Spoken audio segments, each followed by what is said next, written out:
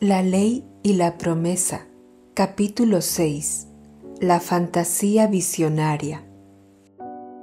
La naturaleza de la fantasía visionaria o imaginación es muy poco conocida, y la naturaleza externa y la permanencia de sus imágenes siempre existentes se consideran menos permanentes que las cosas de la naturaleza vegetativa y generativa. Sin embargo, el roble muere, al igual que la lechuga, pero su imagen eterna y su individualidad nunca mueren, sino que se renuevan por su semilla. Al igual que la imagen imaginativa regresa por la semilla del pensamiento contemplativo. Blake. Las imágenes de nuestra imaginación son las realidades de las que cualquier manifestación física es solo la sombra. Si somos fieles a la visión, la imagen creará para sí misma la única manifestación física que tiene derecho a ser. Hablamos de la realidad de una cosa cuando nos referimos a su sustancia material. Eso es exactamente lo que un imaginista entiende por su irrealidad o sombra. Imaginar es una sensación espiritual. Entra en la sensación de tu deseo cumplido. A través de la sensación espiritual, mediante el uso de la vista, el sonido, el olor, el gusto y el tacto imaginarios, le darás a tu imagen la vivacidad sensorial necesaria para producir esa imagen en tu mundo exterior o de sombra. Esta es la historia de alguien que fue fiel a su visión. F.B., siendo un verdadero imaginista, recordaba lo que había escuchado en su imaginación. Así escribe: un amigo que conoce mi apasionada afición por la ópera trató de conseguir en Navidad la grabación completa de Tristán e Isolda de Kirsten Flagstad para mí. En más de una docena de tiendas de discos le dijeron lo mismo. RCA Victor no está reeditando esta grabación y no hay copias disponibles desde junio. El 27 de diciembre me propuse volver a demostrar su principio, consiguiendo el disco que deseaba tan intensamente. Recostado en el salón de mi casa, entré mentalmente en una tienda de discos que frecuento y pregunté al único vendedor cuya cara y voz podía recordar: ¿tiene la de Isolda completa? Me contestó: sí, la tengo. Con eso terminó la escena y la repetí hasta que fue real para mí. A última hora de esa tarde fui a esa tienda de discos para representar físicamente la escena. Ni un solo detalle suministrado por los sentidos me había animado a creer que podía salir de esa tienda con esos discos. El mismo vendedor de la misma tienda me había contado en septiembre la misma historia que mi amigo había recibido allí antes de Navidad. Acercándome al vendedor, que había visto con la imaginación aquella mañana, le dije: ¿tienen Isolda de Flagstad completa? Me contestó: no, no tenemos. Sin decir nada audible para él, dije para mis adentros: ¿no es eso lo que te he oído decir? Cuando me volví para salir de la tienda, observé en un estante superior lo que me pareció un anuncio de este conjunto de discos, y le comenté al vendedor: si no tiene la mercancía, no debería anunciarla. Así es, contestó, y al levantar la mano para bajarla, descubrió que se trataba de un álbum completo. La escena no se reprodujo exactamente como yo la había construido, pero el resultado confirmó lo que mi escena imaginada implicaba. ¿Cómo puedo agradecérselo? F.B. Después de leer la carta de F.B., debemos estar de acuerdo con Anthony Eden en que una suposición, aunque sea falsa, si se persiste en ella, se convertirá en un hecho.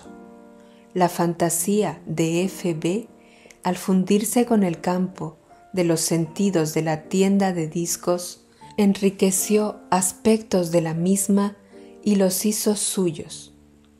Nuestro futuro es nuestra imaginación en su marcha creativa. F.B. utilizó su imaginación con un propósito consciente, representando la vida tal y como deseaba que fuera, y por tanto afectando a la vida en lugar de limitarse a reflejarla. Estaba tan seguro de que su drama imaginario era la realidad y el acto físico solo una sombra, que cuando el vendedor dijo, no lo tenemos, F.B. dijo mentalmente, no es eso lo que te he oído decir. No solo recordaba lo que había oído, sino que lo seguía recordando. Imaginar el deseo cumplido es la búsqueda que encuentra, el pedir que recibe, el llamar al que se le abre.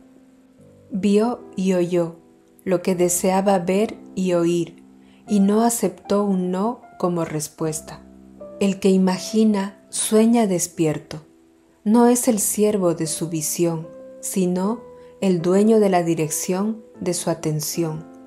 La constancia imaginativa controla la percepción de los acontecimientos en el espacio-tiempo. Por desgracia, la mayoría de los hombres lo son. También la señora G.R. había escuchado imaginariamente lo que quería oír físicamente y sabía que el mundo exterior debía confirmarlo. Esta es su historia. Hace algún tiempo anunciamos la venta de nuestra casa, que era necesaria para poder comprar una propiedad más grande por la que habíamos hecho un depósito. Varias personas habrían comprado nuestra casa inmediatamente, pero nos vimos obligados a explicar que no podíamos cerrar ningún trato hasta saber si nuestra oferta por la propiedad que queríamos había sido aceptada o no. En ese momento, un agente de bolsa nos llamó y nos rogó literalmente que le permitiéramos mostrar nuestra casa a un cliente suyo que estaba deseoso de esa ubicación y que estaría encantado de pagar incluso más de lo que pedíamos. Le explicamos nuestra situación al agente y a su cliente. Ambos afirmaron que no les importaba esperar que se consumara nuestro acuerdo. El agente nos pidió que firmáramos un documento que, según él, no era vinculante en modo alguno, pero que le daría la primera oportunidad de venta si nuestro otro acuerdo se cerraba. Firmamos el documento y más tarde nos enteramos de que, según la legislación inmobiliaria de California, nada podía ser más vinculante. Unos días más tarde, nuestro acuerdo para la nueva propiedad se vino abajo, así que se lo notificamos a este agente y su respuesta verbal fue, bueno, olvídalo. 2 semanas más tarde presentó una demanda contra nosotros por $1,500 de comisión. Se fijó la fecha del juicio y pedimos un juicio conjurado. Nuestro abogado nos aseguró que haría todo lo posible, pero que la ley en ese punto concreto era tan estricta que no veía ninguna posibilidad de que ganáramos el caso. Cuando llegó la hora del juicio, mi marido estaba en el hospital y no pudo comparecer conmigo en nuestra defensa. Yo no tenía testigos, pero el agente trajo al tribunal 3 abogados y varios testigos en nuestra contra. Nuestro abogado me dijo, ahora que no teníamos la más mínima posibilidad de ganar. Recurrí a mi imaginación, y esto es lo que hice. Haciendo caso omiso de todo lo que habían dicho los abogados, los testigos y el juez, que parecía favorecer al demandante, solo pensé en las palabras que quería oír. En mi imaginación escuché atentamente y oí al presidente del jurado decir: «Declaramos al acusado inocente». Escuché hasta que supe que era cierto. Cerré el oído de mi mente a todo aquello que se decía en aquella sala y solo oí esas palabras: «Declaramos al acusado inocente». El jurado deliberó desde el receso del mediodía hasta las 4:30 de la tarde, y durante todas esas horas me senté en la sala y escuché esas palabras una y otra vez en mi imaginación. Cuando los miembros del jurado regresaron, el juez pidió al presidente del jurado que se pusiera en pie para dar su veredicto. El presidente del jurado se levantó y dijo: «Encontramos al acusado no culpable. Señora G.R., si hubiera sueños que vender, ¿qué comprarías?» Thomas Lovell Beddoes. ¿No comprarías tu deseo cumplido? Sus sueños no tienen precio ni dinero. Encerrando al jurado en su imaginación, escuchando solo lo que ella quería oír, llamó al jurado a la unanimidad en su favor, siendo la imaginación la realidad de todo lo que existe. Con ella, la señora logró su deseo cumplido. La afirmación de Hebel de que el poeta crea a partir de la contemplación también es válida para los que imaginan. Saben utilizar sus alucinaciones para crear la realidad. Nada es tan fatal como el conformismo. No debemos dejarnos ceñir por la fijación anillada de los hechos. Cambia la imagen y con ello cambia el hecho. R.O. empleó el arte de ver y sentir para crear su visión en la imaginación. Hace un año me llevé a mis hijos a Europa, dejando mi apartamento amueblado al cuidado de mi asistenta. Cuando volvimos unos meses después a Estados Unidos, me encontré con que mi asistenta y todos mis muebles habían desaparecido.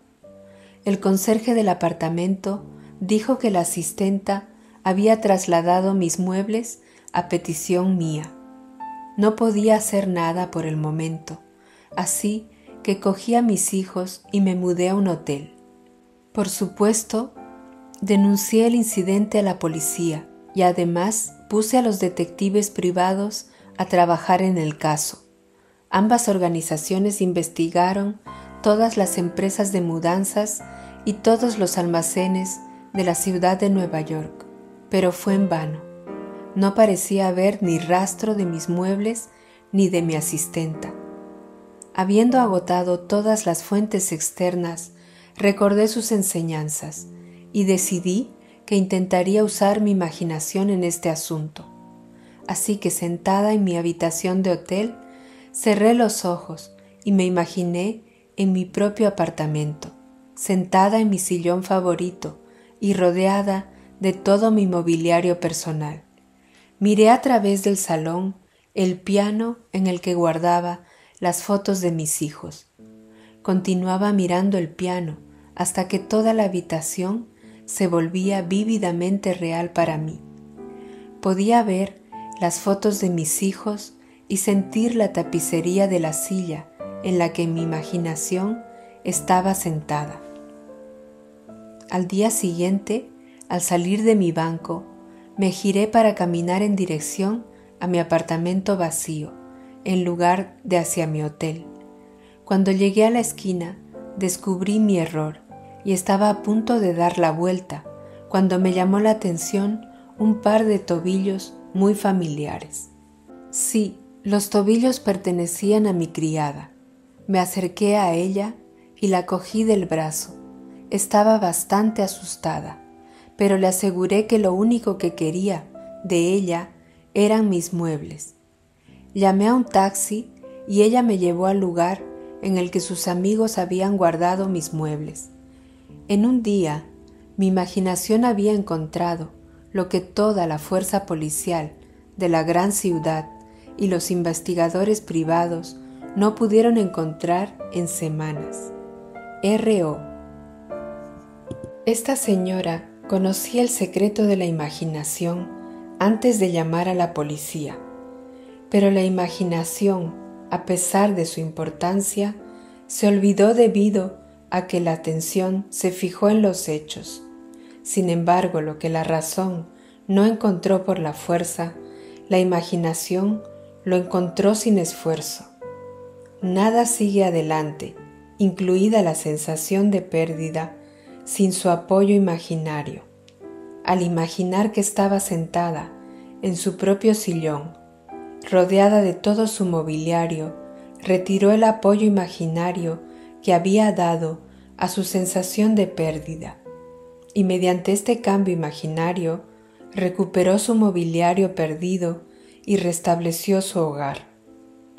La imaginación es más creativa cuando imagina las cosas como desea que sean, construyendo una nueva experiencia a partir de un sueño de fantasía. Para construir ese sueño de fantasía en su imaginación, F.G. puso en juego todos sus sentidos: la vista, el oído, el tacto, el olfato e incluso el gusto. Esta es su historia. Desde mi infancia he soñado con visitar lugares lejanos, las Indias Occidentales. En particular, despertaba mi fantasía y me deleitaba con la sensación de estar realmente allí. Los sueños son maravillosamente baratos y de adulto seguí soñando mis sueños porque no tenía dinero ni tiempo para hacerlos realidad. El año pasado me llevaron al hospital para operarme. Había escuchado sus enseñanzas y mientras me recuperaba decidí intensificar mi sueño favorito mientras tuviera tiempo libre. De hecho, escribí a una agencia de viajes solicitando carpetas de viaje gratuitas y las estudié detenidamente, hora tras hora, eligiendo el barco y el camarote y los 7 puertos que más deseaba ver. Cerraba los ojos y en mi imaginación subía por la pasarela de ese barco y sentía el movimiento del agua mientras el gran transatlántico se abría paso hacia el océano libre. Oía el ruido sordo de las olas rompiendo contra los costados del barco. Sentía el calor humeante de un sol tropical en la cara y olía y saboreaba la sal en el aire mientras navegábamos por aguas azules. Durante una sólida semana, confinado en una cama de hospital, viví la experiencia libre y feliz de estar realmente en ese barco. Luego, el día antes de mi salida del hospital, guardé las carpetas de colores y las olvidé. 2 meses después, recibí un telegrama de una agencia de publicidad diciéndome que había ganado un concurso. Recordaba haber depositado un cupón del concurso unos meses antes en un supermercado del barrio, pero había olvidado por completo el acto. Había ganado el primer premio y, maravilla de las maravillas, me daba derecho a un crucero por el Caribe en el mismo barco que había imaginado. Pero la maravilla no terminó ahí. Me asignaron el mismo camarote en el que había vivido y me había movido imaginariamente mientras estaba confinado en una cama de hospital. Y para que una historia increíble sea aún más increíble, navegué en el único barco que había elegido, que hizo escala no en uno, sino en los 7 puertos que había deseado visitar. F.G. Viajar es el privilegio no de los ricos, sino de los imaginativos. Stephen Berry Stanton, La vida esencial, 1908.